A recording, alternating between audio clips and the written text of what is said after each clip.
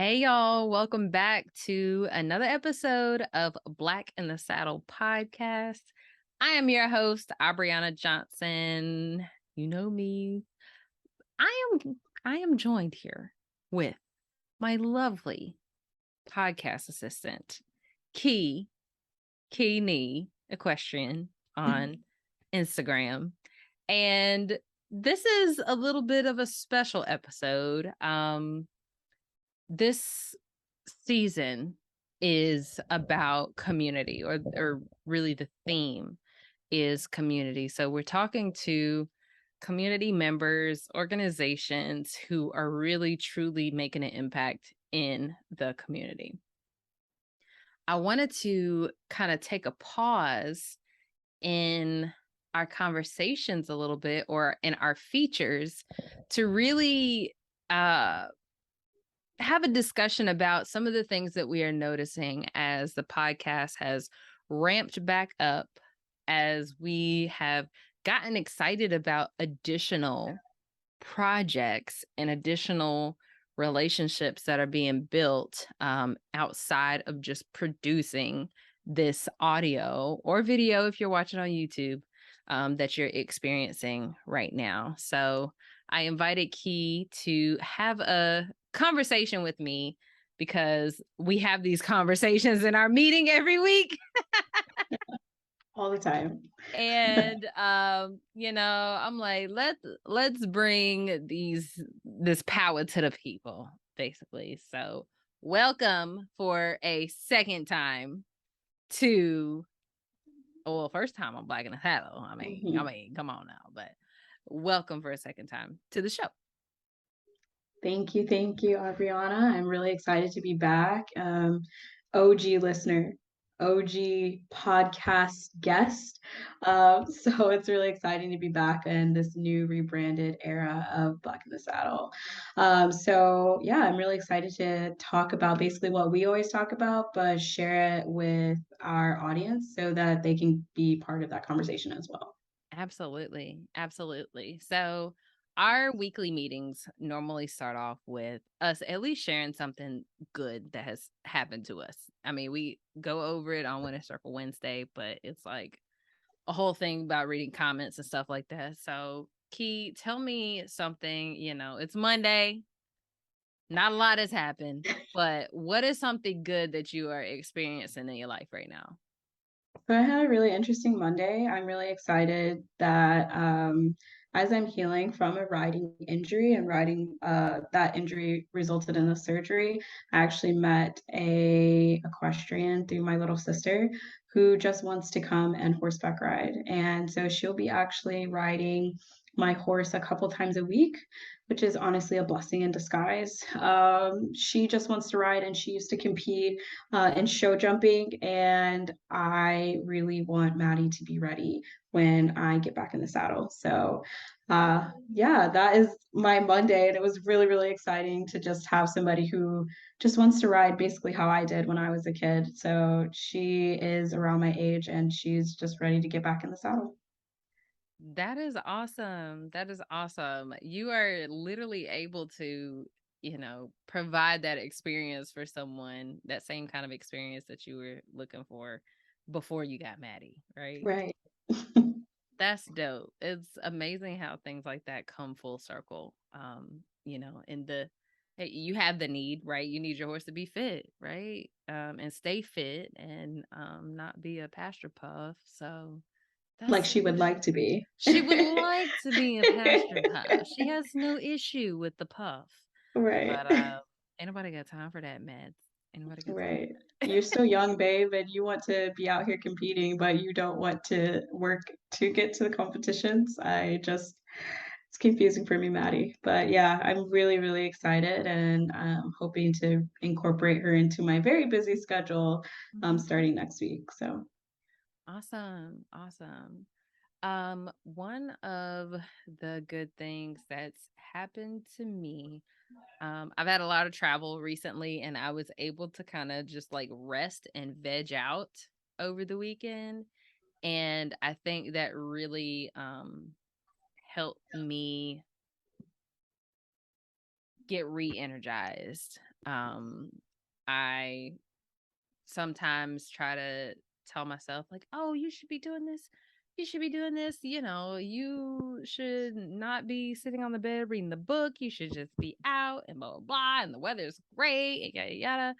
And, as we're headed into fall, um, we're not getting, a ton of good weather days. I mean, the last few days have been all right, but It's not hot. yeah, it's been kind of hot. But, it's North Carolina. We can't count on that, right? So as horse people, we're like, oh my gosh, if we're not outside on a good day, who are we? And why have we wasted this time? Feel that on a spiritual level, right? Because today was beautiful, It and was. I was stuck working, and I was the same way. I walked outside to take my dog out, and I said, "Ah, so beautiful. I should be at the barn." Mhm, mhm, mhm.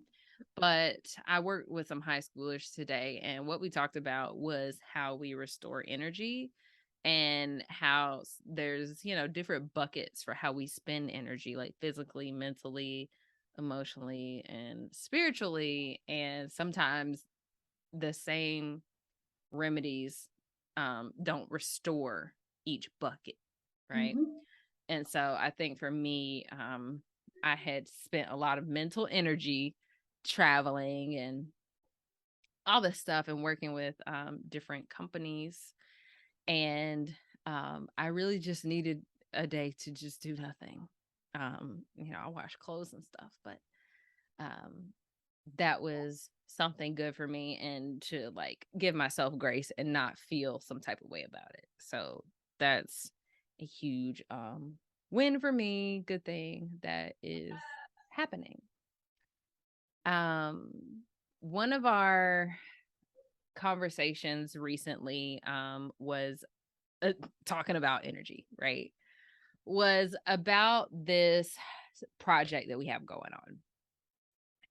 If you haven't heard us talk about it yet, or see it on social media, and you probably haven't seen it on social media because I had to roll it back a little bit. I had to roll it back right. because we got too excited. Okay, we got too excited. But I want to you podcast listener, I want to introduce you to a project that we're working on called Moments. Um, Moments is a very intentional capture of the small moments in the lives of Black and Brown equestrians in order to kind of take back and reclaim how our narrative is presented. There's a lot of imagery surfacing now that makes it seem like there is a us showing up in this industry is a new thing. It's a new trend. It's a new fad. Um Maybe it's because, both me and Key are in careers that are very digital, online, social media based. So we see some of this stuff circulating a lot more than the Mhm. average person. But um I think that it's really important to not only support the people who are curating these images, if they are people of color, and to think critically about the people who produce this imagery who are not people of color. And when I was in New Orleans last week, I went to the Museum of Art. And when I go into a museum or literally anywhere, I'm looking for something with a horse on it. I mean, that's Of just course. why. I mean, We're horse people at heart, so right. Like, why else am I here? I did see a chair that had like cowhide on it, and I was like, I wish I could sit in that chair, but that chair is art. a vibe. It was a whole vibe and right Yeah. in the corner by itself. But I came across this statue. Um, it was in the African section, and I could pull it up. Let me see. It was in the African. Look, there you go, right there. It says, the Democratic Republic of Congo. Mm. Funerary equestrian figure. If you want to see it, look on the YouTube version of this podcast because I am showing it on my phone. Wow. But there is no date on here, but obviously this piece of art is incredibly old. And it just makes me think, we have art in museums across the world, you know, that has relics showing equestrian figures in Black communities, whether they be African, African American, wherever. And it's just wild how, there's just this sharing of information and imagery that makes it seem like we have not been here. And that is erasure to me, Mm. right? That is the lack of acknowledgement. Um, but on the other hand, when these images are captured, I can't help but be critical, wondering who is behind this image and how is the display? Is the display, it's October, the day just passed. Is it Columbusing? Right? Is this a discovery? Is it um, the IP of someone who is not within the community? How can we change that? How can we make that information or those photos actually benefit the community, Right. our community? Yeah. Yeah. And it's just because of my career and because of where we kind of are in this digital age, I'm just more cognizant of how things like this are presented. Um, because a lot of people don't practice discernment or like digital literacy. And it's like, okay, you take everything for face value and not really present it in a way that ties back to the community or benefits that community. Um there are a lot of, well, I won't say a lot. We've had Ivan McClellan on the podcast before, and he is one of the creators that I look at, and it may just be me being very picky, but I see the difference, or I feel like I feel the difference between his imagery and imagery I know that is not captured by people that resonate with that community or are truly involved with the Black horse community. So I just, you know, I find myself being critical about that or trying to look through a more critical lens. I've spoken with a couple friends about this because they are also in the narrative changing space. Shout out to Avery. And they know the difference. You know, they know the difference. So, what do you how do you feel about um moments? What does that mean to you? Mhm. I think moments is the opportunity to present just, and I say average not to downplay the importance, but moments allows for the average Black or brown equestrian to connect with a piece of art. that is made for them, that they can feel the passion through the lens. And I think that is definitely what you're referring to, like when you can feel the difference. Like we have a passion through that lens because these are our people. And that is something that only Black and Brown equestrians can connect with. We can connect with each other through our adversities, through our lived experiences. And Moments allows us to capture the passion, the love, the everyday life of an equestrian and allow that to tell its own story and allow that to connect with equestrians of color all over the world. Yeah. Yeah. I think the um I think media has just become so important in our society these days. That's why the podcast is still here, right? But when look at different types of media, it's just like, how can we draw these parallels over more than just the sound waves, right? As you're listening to our voices, you are painting a picture of what it is that we're discussing. How can I give you this picture for you to look at? Right. Right. Um, I wanted to speak a little bit about our process to it because we got really freaking excited and Dived in. we dive right in, Dived in. okay? And shout out to Steven Pelzer. He was our very first model, and well, you were the first model, but Steven was the second model. But we, made investments, and it turned out to be such a good experience that I said, hold on a second.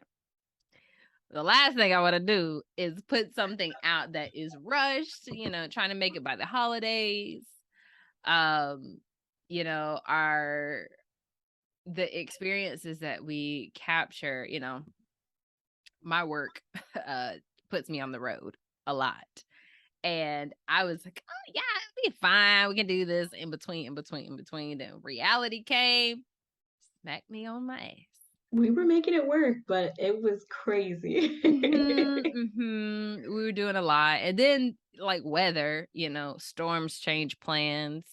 The different venues, trail rides and things that planned on, capturing some images that were canceled and things like that. So we had to have a moment of discernment and say, okay, let's slow this down and change our production time.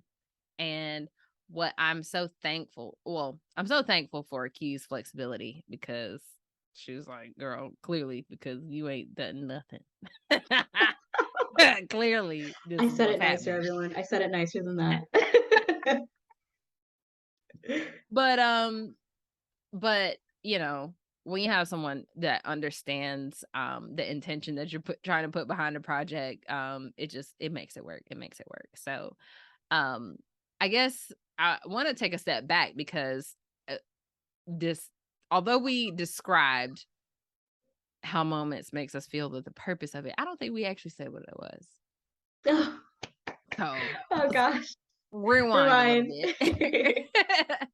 bit. So Moments is a coffee table book, a kind of visual representation of what these experiences are like.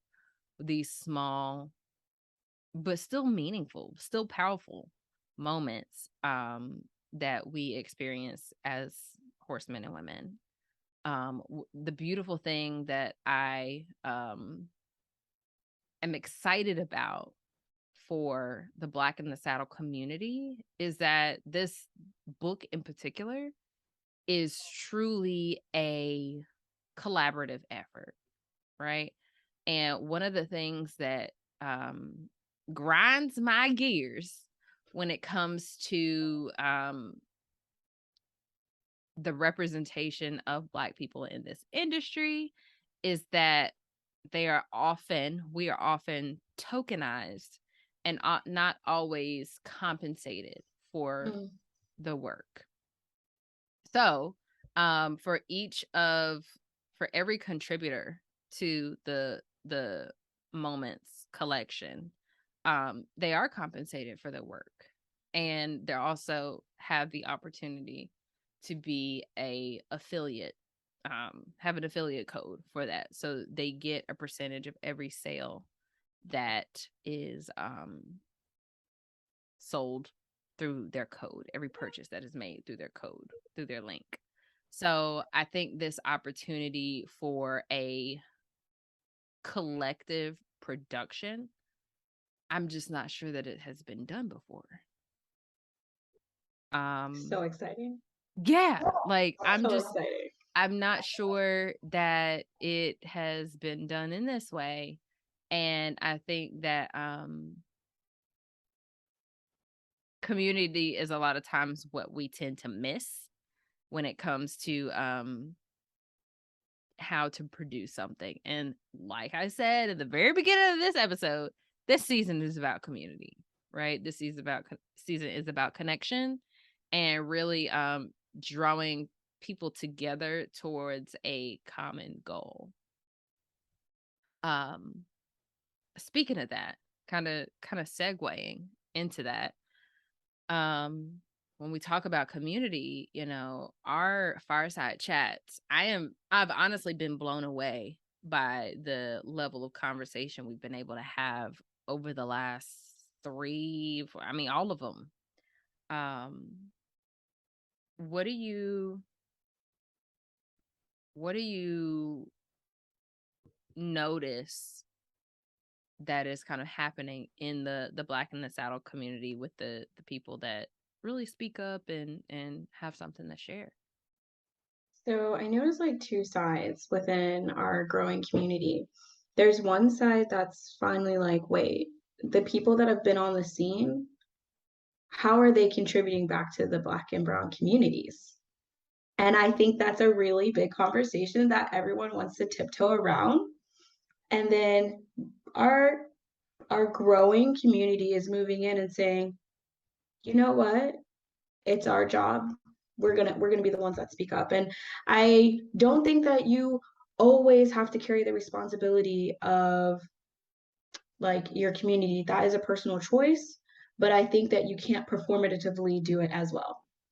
Don't Yeah. say you're with the community and how are you giving it back, and nobody can actually answer that for you, because just representation is not, it's not always enough if we're going to be honest, because we're battling against erasure, we're battling against just the already the biases and everything like that. So there's more work that has to be done than just representation, right? Yeah. And so in our community, through our fireside chats, I'm starting to see people connecting Mhm. and actual relationships growing. Mhm. And I'm also building relationships. And I'm seeing that there are even children who are being positively impacted by the connections that their parents are building, Mhm. or teenagers who are later even still getting impacted by the small conversations that we're having. Like, these are maybe hour 2 hour, okay, our conversations do go on long. And I mean, it's a Black community, our conversations go on long. Right. We gonna have a foot in the car, one foot out, still saying bye. I'm like, okay, log up. Okay. Oh. Not yet. Oh, that's a good point. And then we get right back into it. So, I'm starting to see an actual impact, because I know everyone remembers when, when the unfortunate happenings of George Floyd happened, and everyone saw marketing jumping right on, like, let me get this Black writer, let me get this Black writer, let me get this Black writer. But what has come of that since that year? Right. And so now we have this platform and we are growing this community that can say, well, this is what we're going to do. Yeah. Because we can't, it's nobody else's job to provide us a seat at the table. We want to make our own table, and we're going to bring our own chairs and make our own names within our community. And I think moments builds into that. I think our community builds into that, and just allowing us to make our name clear and our intentions clear, that we've been around and we are still here, and will be here in the future. Absolutely. Absolutely. Um, and we posed the question to our fireside chat. The last fireside chat we had beginning of October.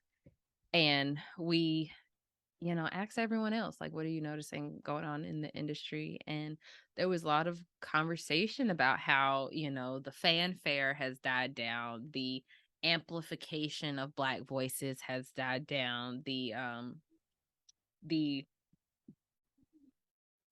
tokenism of Black equestrians has just become a little bit more apparent, despite more people getting opportunities, which I think is still great. It's just about what level of impact or what expectation was had in regards to those kinds of relationships. But something that I noticed from the chats is the willingness for people to share their thoughts. When you are in a space with people that don't look like you and you've already had to fight hard to get there, there's not that much criticism that you have space to offer for that system that you have joined, right? I truly believe that the empowerment of, people online, offline, in these spaces where they might not say anything on their pages or whatever, but they come into this space and they're able to share their concerns or their experiences or reflect on them and get other points of view. I mean, that's huge. That's huge. That's not something that we had before. Right. And, I know that I come from a unique perspective of being like not non-disciplinary, just horse lover, horse experience lover, doing coaching with horses. Like, I just have a different lens. But I think even the people who want to be competitive are finding more space for the conversation and the processing of those experiences, where when before it had to be done alone. And I think that is like dope, first of all. But I think that, when we look at the broad scale of how do I want to change XYZ, how do I want to change this industry? How do I want to change? I look at the individual, but also the collective, right? I want people to be able to have these conversations. That is why this method of media is critical, right? Like, Right. I'm literally bringing people on here to have conversations. So I want to empower other people to continue those conversations in their own communities, within the Black in the Saddle community, with people that look like them. There's some people that do not have the same concerns that we have, right? True. They look just like us. But when it comes to, those really nuanced conversations, or like we last episode was with the crew. Okay, how are you seeking funding? How are you practicing discernment with the people that you partner with? Those are some conversations that you might not have in a space where nobody looks like you, because they don't have Right. the same lived experience. Right. Hey, Sapphire girl. I All locked her out dogs the are room. allowed. I locked her out of the room. Oh, she gonna be hot when So she she's goes so mad. in. But you know, dear listener, you may be wondering, like, okay, this is something that you said before. You said it many times. You say it on socials. You say it on um in person. I'm gonna keep saying Short version, this is something that needs to be said over and over and over. Creating space is important. You know, like he said, showing up's not enough Mhm. all the time.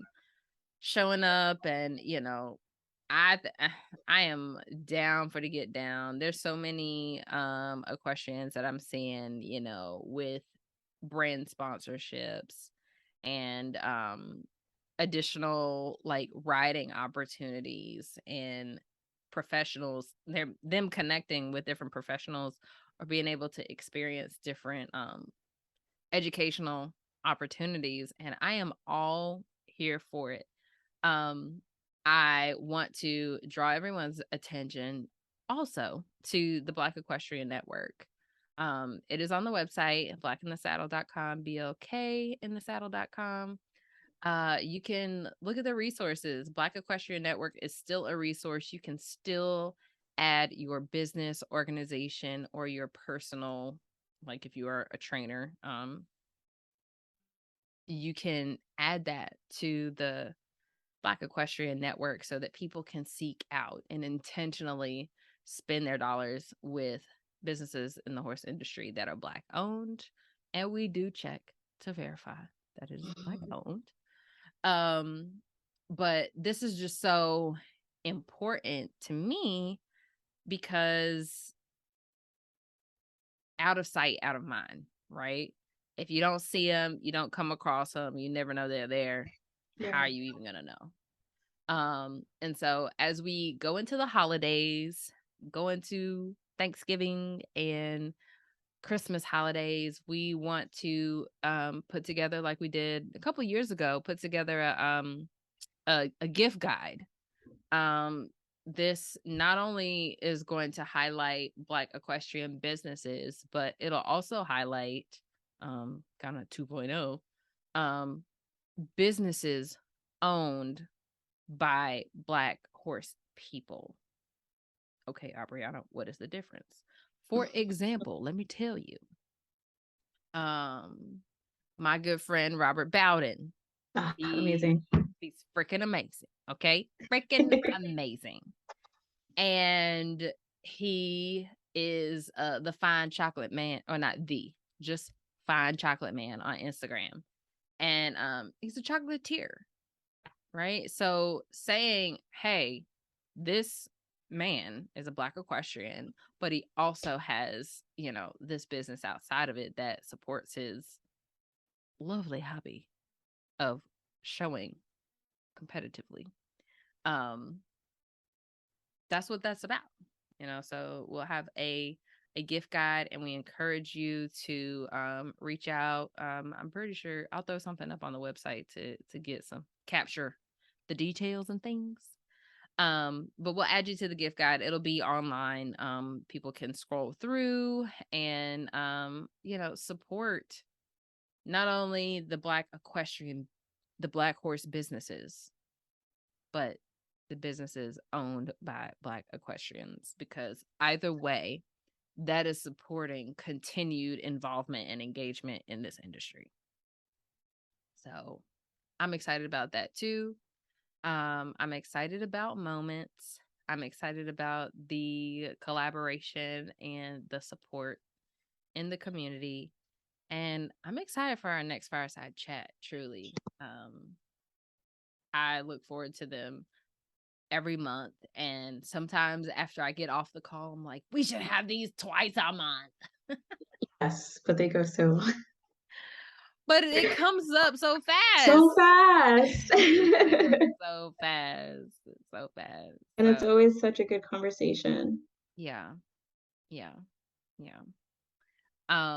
I'm thinking of, which, you know, if you're in the Black in the Saddle community and you want to come to the next fireside chat, we'll be talking about this in the group a little bit, but I'll spill the beans here. I haven't even said anything to Key yet, but I'm thinking the next topic should be um what would you need, or just throwing out ideas, brainstorming. What would the ideal event look like for Black horse people, right? I'm not necessarily sold on like having a horse show. I just don't think that that can be my first event. Okay. This is why Abriana and I bring different perspectives. We love it. Oh, okay. Clearly, a horse show was the very first one. I mean, because for somebody who competes, so like obviously like we're very different. Like you said, like you don't declare a discipline or anything like that. Like for somebody who has competed in the past, who has always been the only brown person at a show, Yeah.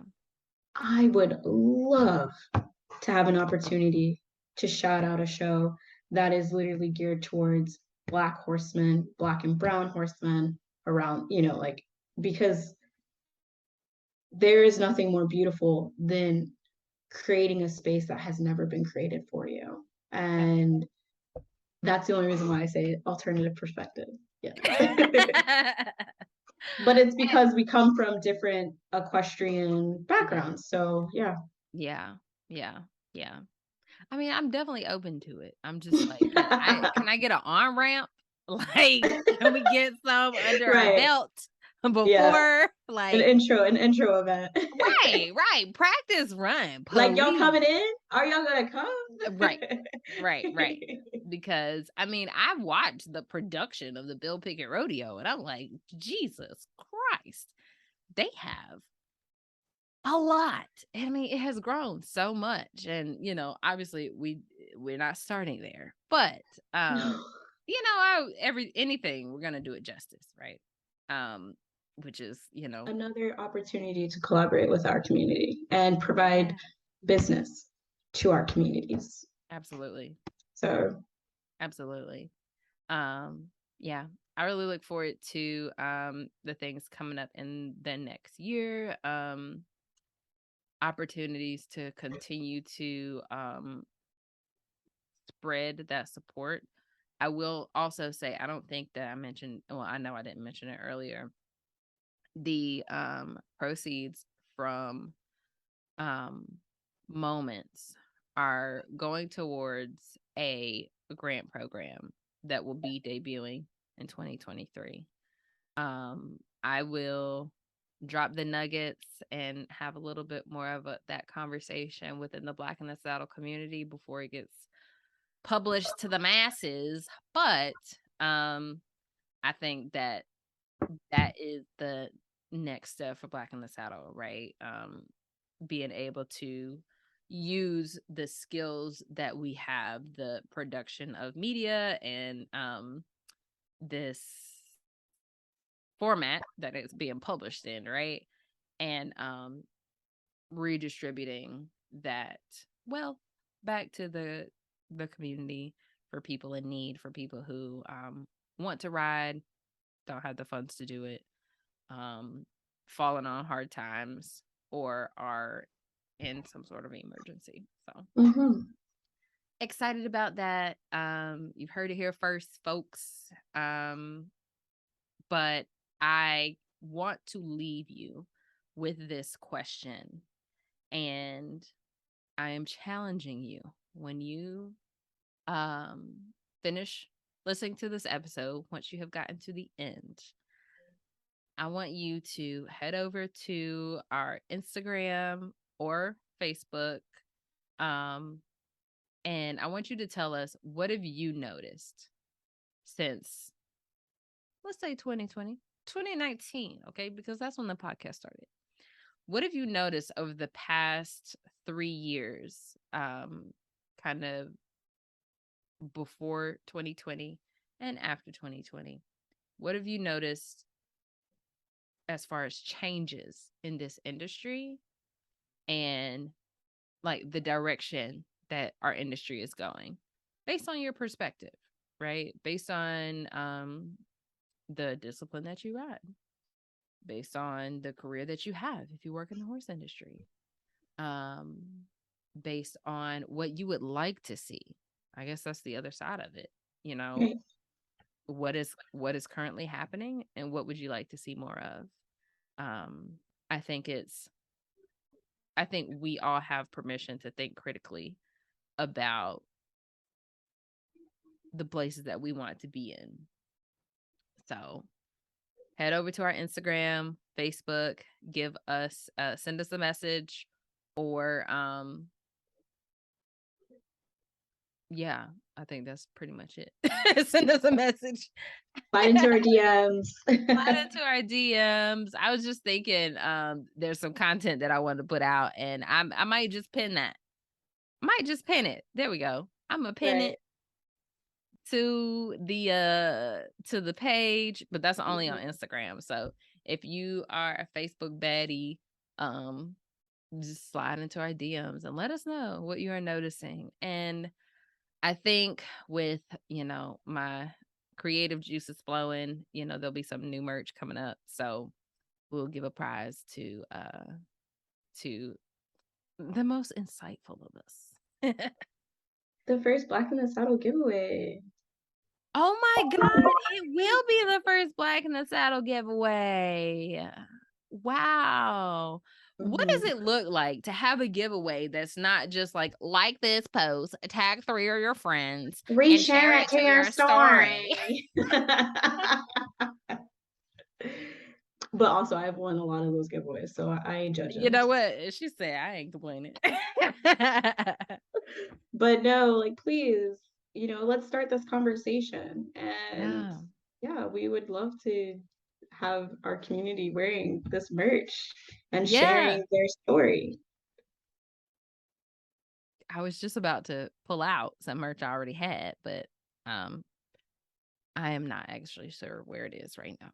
So I'm Oh gonna my just leave God, it. but get ready for those pics, guys, those model pics, okay? Right. Facts. All right, y'all. Thank you so much for tuning in to another episode of Black in the Saddle. Be sure to follow us on all the socials. Well, Facebook and Instagram. And head over to YouTube, subscribe to our channel there. And I look forward to having another conversation with you in a couple weeks. Bye. Bye.